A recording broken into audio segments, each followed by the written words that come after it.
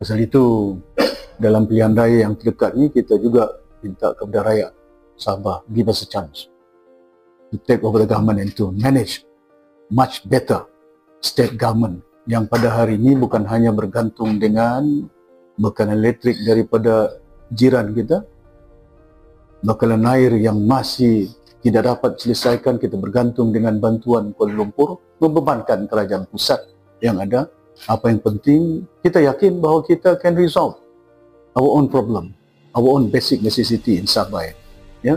Dan kita perlu go downstream untuk memastikan supaya peluang pekerjaan. Dahulu kita jadi kerajaan, we went downstream. Perabot. Saya bertemu dengan CEO IKEA sebenarnya. Dia datang ke pejabat saya selaku Ketua Menteri. Sekarang ini mereka dah memilih Sarawak. Dan saya nyatakan bahawa kita banyak kayu untuk kita buat kilang perabot. Untuk boleh dibekalkan. Bukan hanya untuk pasaran Malaysia. Kerana IKEA mempunyai cawangan-cawangan di tempat-tempat lain di seluruh dunia. Dan kalau itu dapat kita pasarkan, mungkin kita menjadi pengeluar. Apa juga simple perabot yang ada untuk dunia yang ada. Kerana mereka mempunyai cawangan-cawangan di merata tempat di seluruh dunia yang ada. Ini merupakan langkah-langkah yang kita perlu tingkatkan.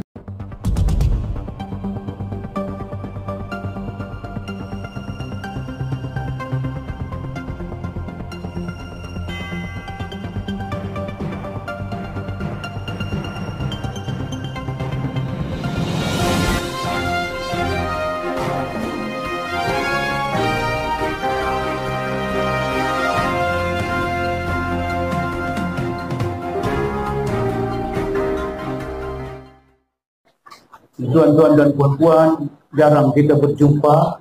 Cuma saya minta supaya berat hati saya kadang-kadang itu dah terkalipat ni lah.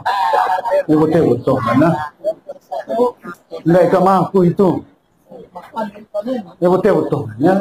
Minta keredaan kamu selaku umat yang ada di Sabah ini. Selamatkanlah kita punya negeri Sabah ini. Daripada tidak ada airnya, daripada tidak ada kerjanya. InsyaAllah saya akan berusaha. Besok saya jadi kerajaan barisan, saya akan buat satu dam di Segama, Sungai Segama ini. Saya sudah beritahu siapa. Dam ini boleh mengatasi masalah air, boleh mengatasi masalah elektrik macam di Sarawak. Dulu saya pernah tidur di bakun dibawa oleh Tun Mahathir dengan Tun Tai. Tahun 1996. Saya ahli parlimen waktu itu. Bawa tidur situ, lihat macam mana bakun.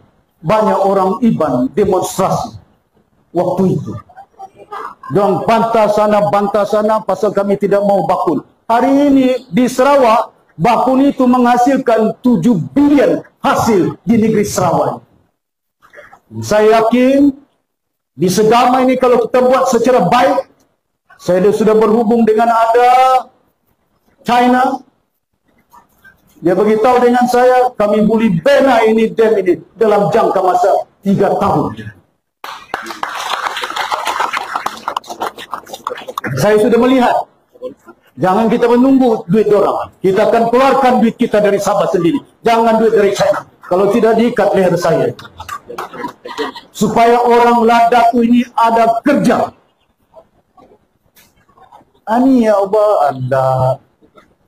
Bukan kita tidak ada pemikiran, bukan kita tidak boleh ya untuk mengurus tabir. Di Kuala Lumpur saya 30 tahun, 7 kementerian, saya masuk itu. Dari keluar TV masih lagi kecil si Tun Nurhaliza itu. Baru tingkatan 5 dia.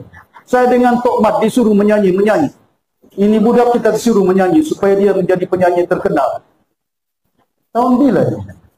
Waktu saya lagi Setiausaha Parlimen sama Tan Sri Muhammad Rahmat. Sekarang bukan main jadi idola kamu Siti Nurhaliza. Penerangan 5 tahun, pertahanan 5 tahun, jaga ayam, jaga telur. Sampai sekian puluh itu jaga aku, maka manuk mustahil bakal kita jaga aku, insyaAllah ya, kudrat Allah Subhanahu Wa Taala ya.